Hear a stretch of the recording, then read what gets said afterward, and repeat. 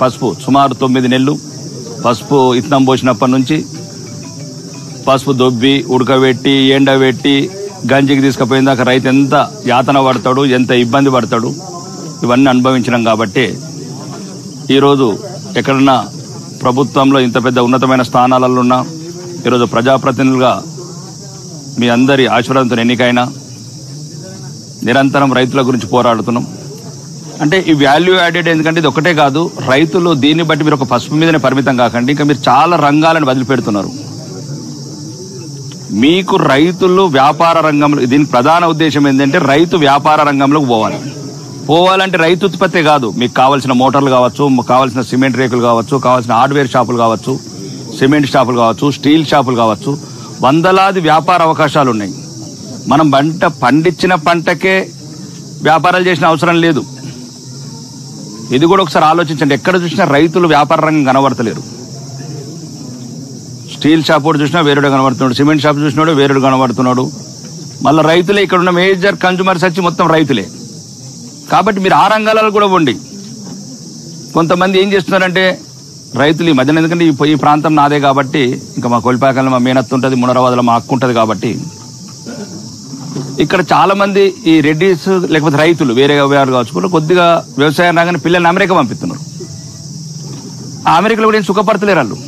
మీరు అనుకుంటున్నారు సుఖపడుతున్నారని, చాలా కష్టపడుతున్నారు ఆ పిల్లలు. రెస్టారెంట్లో పనిచేసి, సూపర్ మార్కెట్లో పనిచేసి, పెట్రోల్ బంక్లలో పనిచేసి వందలాది మంది ఫోన్ చేస్తారు మాకు, మమ్మల్ని తీసుకెళ్ళండి సార్, ఇక్కడ మా తల్లిదండ్రులకు చెప్తే అర్థం అవుతలేదు, ఇక్కడ పార్ట్ టైం చేయలేక చచ్చిపోతున్నాం, మళ్ళీ ఇప్పుడు డొనాల్డ్ ట్రంప్ వచ్చిండు, ఎప్పుడు ఎలా కొడతాడు.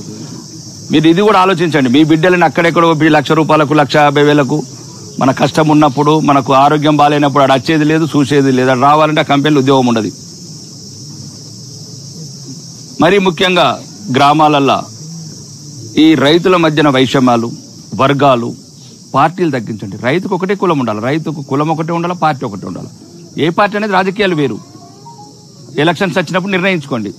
ప్రతి ఊర్లో వర్గాలు, మళ్ళీ దాంట్లో గొడవలు, ఇంకా అన్నిటికన్నా ముఖ్యం ప్రతి ఊర్లో చెరువులు కబ్జకైనాయి. అవి మీ చెరువులు, ఎవడు కాపాడుతాడు చెరువుల్ని? చెరువులు కావచ్చు, సహకార సంఘాలు కావచ్చు, ఇవన్నీ రైతులు మీరు కాపాడుకొని అన్ని రకాలుగా ఆర్థికంగా ఈ వ్యవసాయ పద్ధతులు, ఆధునిక పద్ధతులు. ఈ రోజు కూడా మీరు అందరు స్మార్ట్ ఫోన్లు చూస్తున్నారు, మీ కొడుకులు కూడా ఇంజనీర్లు వాళ్ళు వీళ్ళు చదివారు కాబట్టి కొత్తగా ఆధునిక పద్ధతులు చూసుకొని అన్ని వ్యాపార రంగాలకు విస్తరించి గ్రామాలలో కూడా అన్ని మౌలిక వసతులు కల్పించడానికి ప్రయత్నం చేయండి. సుమారు ఇప్పుడు అడ్ల గురించి చెప్తున్నా. ఇది వస్తుంటే 4 రోజులైంది అడ్డు రోడ్డు మీద ఉండి. అడగరు, రండి ఎమ్మెల్యేలను అడగండి మేము ఎట్లా పోరాడుతున్నాము. ఇప్పుడు నేను ఉన్నాను, వడ్లు కోతకు రాకముందు 4 రోజుల ముందు ప్రభుత్వానికి చెప్పాను. వడ్లు కోతలకు రాకముందు, వరి కోతకు రాకముందు 4 రోజుల ముందు చెప్పాను. రైతులకు కావాల్సిన ఏంటి? సుమారు ఇది మునరాబాద్ గ్రామంలో ఎన్ని వందల ఎకరాలు వేసాము, ఎన్ని క్వింటాలు వస్తుంది, ఎన్ని బస్తాలు కావాలా, ఎన్ని కాంటాలు కావాలా, ఎంతమంది అమాలీలు అవసరం ఉంటారు, ఎన్ని లారీలు అవసరం పడతాయి, అది చేయలేదా ప్రభుత్వం?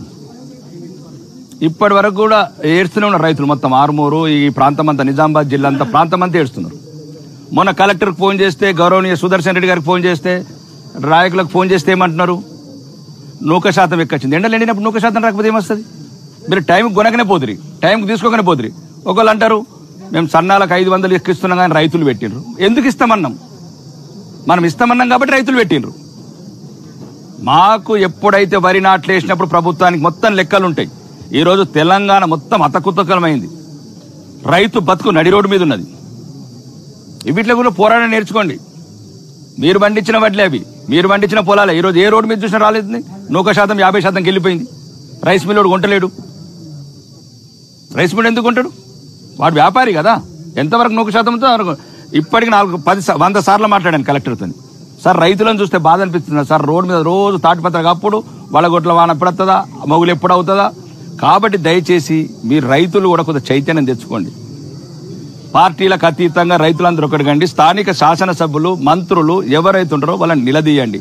అందరం కలిసి ప్రభుత్వం ముందే ఉత్తర తెలంగాణ ఓటు పట్టించుకొని దిక్కులేని ప్రాంతమైంది.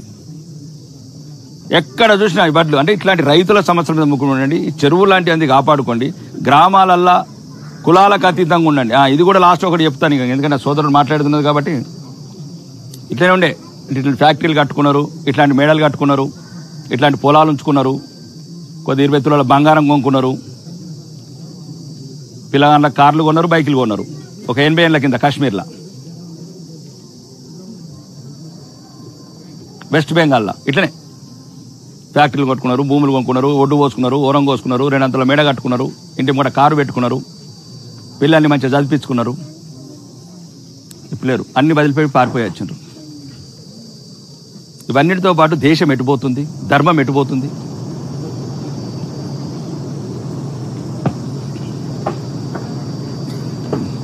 ఏమైనా